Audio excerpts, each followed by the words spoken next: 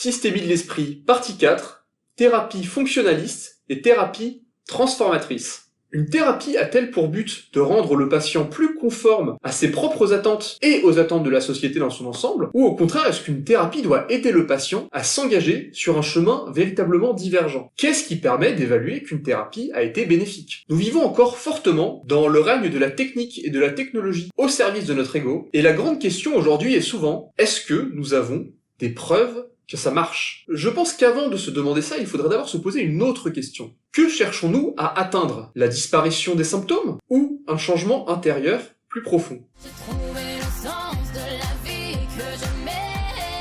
Dans un monde où le but est avant tout d'avoir des individus fonctionnels, conformes aux attentes, et où l'on veut des résultats rapides, ce sont ce que j'appelle les thérapies fonctionnalistes qui règnent en maître. Leur vision du soin psychique est assez grandement standardisée, avec des grilles de symptômes, des protocoles à appliquer, éventuellement des prescriptions de médicaments, et des résultats attendus. Le but est de faire disparaître rapidement les symptômes les plus gênants, afin que le patient puisse retrouver un état précédent considéré comme meilleur ou plus souhaitable. Par exemple, arrêter de rester dans son lit toute la journée à déprimer et être capable de retourner au travail et d'être productif. Cette approche est bonne en réalité pour des situations urgentes comme des crises intenses ou pour des déséquilibres ponctuels, mais elle a le grand défaut de ne pas traiter les problèmes de fond. Dans le meilleur des cas, elle peut permettre de stabiliser des gens pendant des années dans un état qui n'est pas parfait mais qui, disons, limite la casse. Dans le pire des cas, il va y avoir des rechutes périodiques de plus en plus importantes, qui vont nécessiter des traitements de plus en plus lourds, jusqu'à peut-être l'hospitalisation.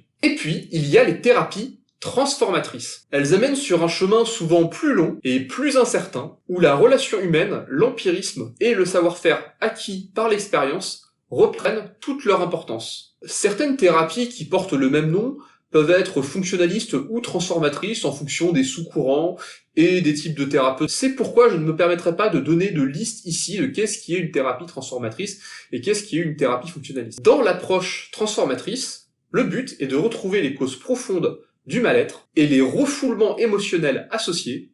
Nous sommes des émotions réprimées. De déconstruire l'histoire de vie et tous les conditionnements qui ont été accumulés pendant des années afin de permettre l'expression d'un chaos libérateur. C'est ça, la désintégration positive. Sur ce nouveau terrain en friche, le patient va alors pouvoir reconstruire une nouvelle histoire, bien plus alignée avec sa raison d'être et bien plus réjouissante.